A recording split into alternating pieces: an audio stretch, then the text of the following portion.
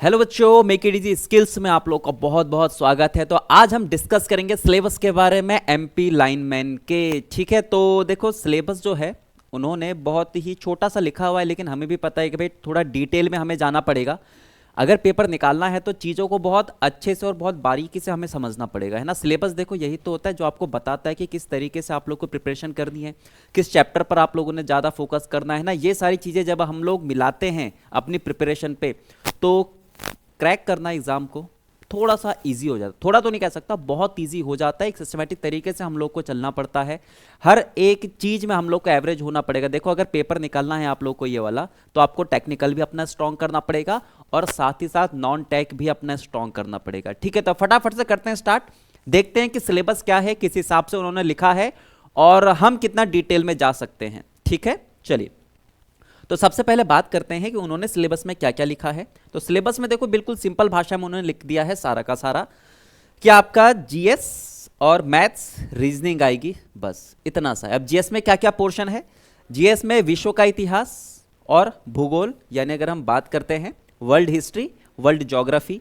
ठीक है, चलो अगर वर्ल्ड की हिस्ट्री ज्योग्राफी है तो इंडिया की भी आएगी, तो इंडिया की उन्होंने हिस्ट्री भी बोल रखी है और ज्योग्राफी भी बोल रखी है। ठीक है, साथ ही साथ आपके पास प्रमुख ऐतिहासिक घटनाएं भी हैं और समसामयिक घटनाएं भी है, यानी करंट अफेयर से रिलेट करते हुए भी आपको क्वेश्चन देखने को मिलेंगे वहां पे। बाकी एमपी लाइनमैन का पेपर है तो एमपी का जीएस भी आप लोगों से पूछा जाएगा और संविधान एवं विधि की जानकारी यानी पॉलिटी भी आपके पास पूछी जाएगी। सूचना प्रौद्योगिकी एवं पर्यावरण, ये भी बहुत इंपॉर्टेंट टॉपिक होता जा रहा है। लगभग लगभग हर एक एग्जाम में कहीं ना कहीं इसके कुछ क्वेश्चन डाले जा रहे हैं।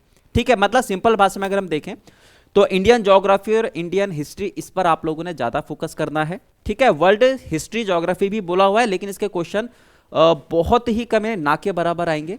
ठीक है, मैक्सिमम जो क्वेश्चन है वो आपको इंडियन हिस्ट्री ज्योग्राफी और पॉलिटी के देखने को मिलेंगे। तो ये तो आपका जीएस का सिलेबस है। अब प्रीति मैम आपको अब मतलब एक सेशन में आप लोगों को प्रीति मैम डिटेल में बताएंगी कि वर्ल्ड ज्योग्राफी और हिस्ट्री में आप लोगों को किन किन चीज़ों पर फोकस करना है, इंडियन की हिस्ट्री में आप लोगों को किस चीज़ पर फोकस करना है, आपको मिडाइवल पर ज़्यादा करना है या एंशिएंट पर करना है या फिर आपको मॉडर्न पे करना है ना। अगर हम पॉलिटी की बात करते हैं तो पॉलिटी में आपको क्या क्या चीज़ों पर फोकस करना है, इंडियन ज्योग्राफी में आप लोग को किन किन चीज़ों पर फोकस करना है। तो जीएस का जो पोर्शन है वो प्रीति मैम आप लोगों को बहुत डिटेल में बताएंगी।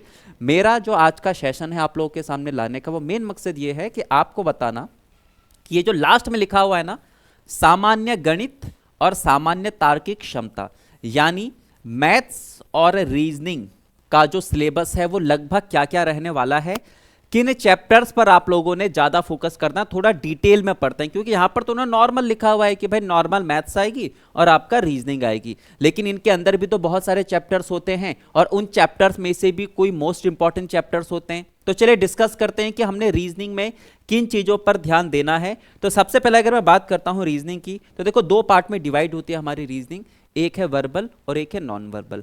वर्बल जहां पर आपके पास स्टेटमेंट के कुछ क्वेश्चन दे रखे होते हैं, नॉन वर्बल वो होते हैं जहां पर आपको डायग्राम देखने को मिलते हैं। ठीक है, तो चलिए बात करते हैं कि कौन कौन से चैप्टर्स आप लोगों ने पढ़ने हैं, फिर इन्हीं में से हम इंपॉर्टेंट चैप्टर्स के बारे में भी बात करेंगे। तो एनालॉजी हो गया, सीरीज हो गया, classification, alphabet test, coding decoding, logical sequence, direction and distance हो गया, mathematical operation, inserting the missing number है, blood relation, calendar clock, ranking, sitting arrangement, Venn diagram, syllogism, dice हो गया आपका, data sufficiency, statement conclusion, inserting missing part हो गया, embedded हो गया। ये जो पोर्शन है आपका ये नॉन वर्बल का है, मिरर वाटर इमेज और पेपर कटिंग एंड फोल्डिंग का।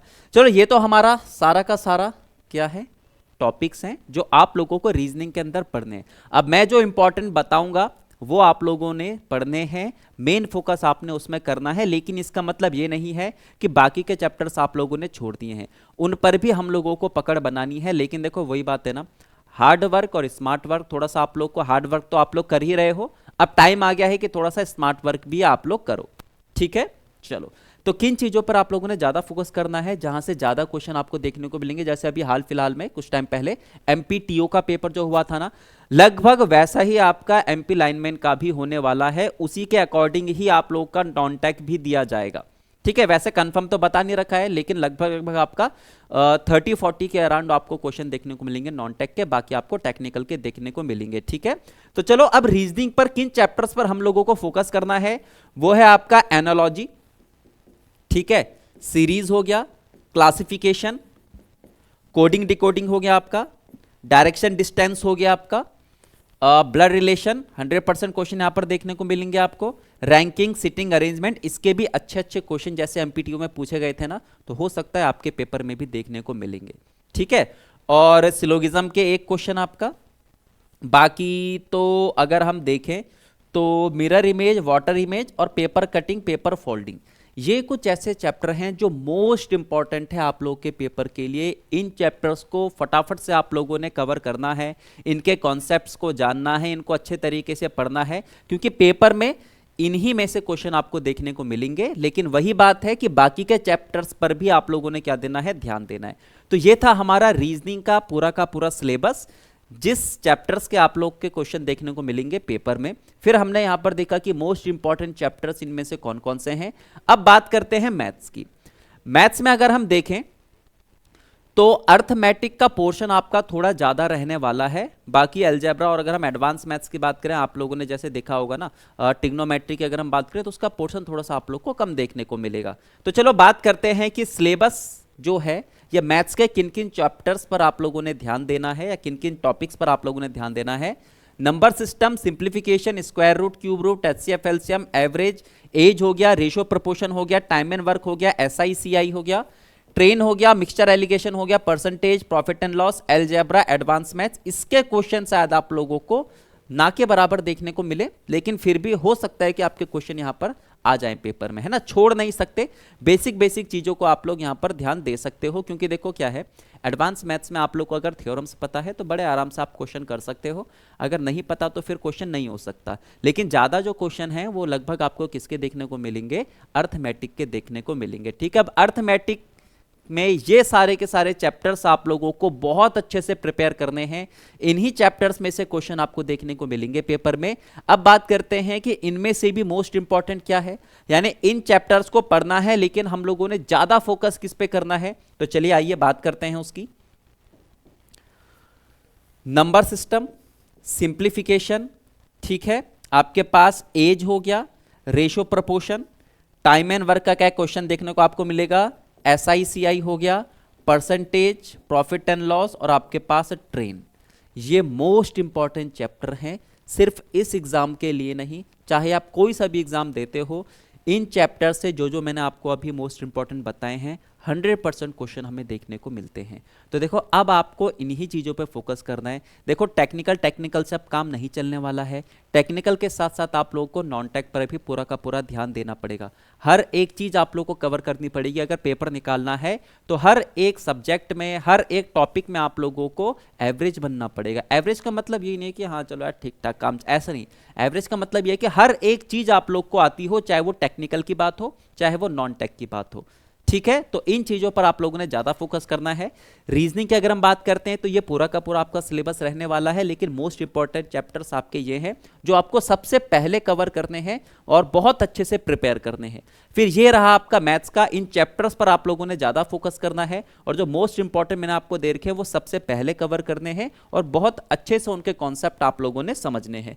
ठीक है, तो आज का सेशन फिलहाल यही था, लेकिन अगर हम बात करें कि रीजनिंग के कितने क्वेश्चन आपको लगभग देखने को मिल सकते हैं, तो लगभग आपके 5 से लेकर 7 क्वेश्चन आपको रीजनिंग के भी देखने को मिल सकते हैं और 5 से 7 क्वेश्चन आपको मैथ्स के भी। बहुत ज्यादा क्वेश्चन वो नहीं देने वाले हैं, ठीक है, क्योंकि टेक्निकल जो होगा उसके क्वेश्चन थोड़े से ज्यादा रहेंगे, नॉन टेक के थोड़े से कम रहेंगे। यानी अगर मैं 100 नंबर की बात करता हूं, 100 नंबर के पेपर में से लगभग 70 के आसपास या 65 से 70 के आसपास आपके जो क्वेश्चन हैं वो किसके रहेंगे, टेक्निकल के, और बाकी आपके पास 30 क्वेश्चन के आसपास, 30 से 35 क्वेश्चन के आसपास किसके रहने वाले हैं, नॉन टेक के रहने वाले हैं।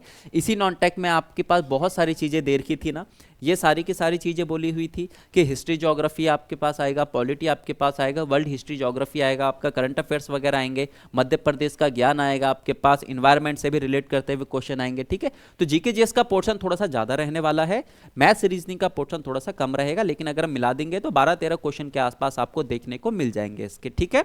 तो चलिए आज के सिलेबस, आज के सेशन में फिलहाल इतना ही था, जहां पर हम लोगों ने थोड़ा सा सिलेबस को समझना चाहा, है ना, जिस हिसाब से उन्होंने लिखा था, और हम डिटेल में गए और उसके अंदर हम गए, जहां पर हम लोगों ने जाना कि भाई रीजनिंग में कौन कौन से चैप्टर्स होते हैं, किन किन चैप्टर्स को हम लोगों ने पढ़ना है और किन चैप्टर्स पर हम लोगों ने ज़्यादा फोकस करना है। सेम ऐसे हम लोगों ने मैथ्स के बारे में भी जाना कि भाई सिलेबस क्या है, आपके पेपर में कौन कौन से चैप्टर से क्वेश्चन आ सकते हैं, और मोस्ट इंपॉर्टेंट चैप्टर्स के बारे में भी हम लोगों ने जाना। सेम ऐसा ही सेशन आप लोगों के लिए प्रीति मैम भी लेकर आएंगी, जो आपको जीएस के बारे में बताएंगी कि जीएस में इतनी सारी चीज़ें लिखी हुई हैं, लेकिन आप लोगों ने फोकस किन चीज़ों पर करना है। तो चलिए आज के सेशन को यहीं रखते हैं, मिलते हैं आप लोगों से अगले सेशन में। Okay, thank you. ऐसे इंफॉर्मेटिव सेशन आपके कंटिन्यू आते रहेंगे, और अगर आपको ऐसे ही सेशन कंटिन्यू चाहिए तो चैनल को सब्सक्राइब जरूर कीजिएगा, और अगर आपको ये वीडियो अच्छी लगी है तो लाइक और शेयर जरूर कीजिएगा। Okay, thank you.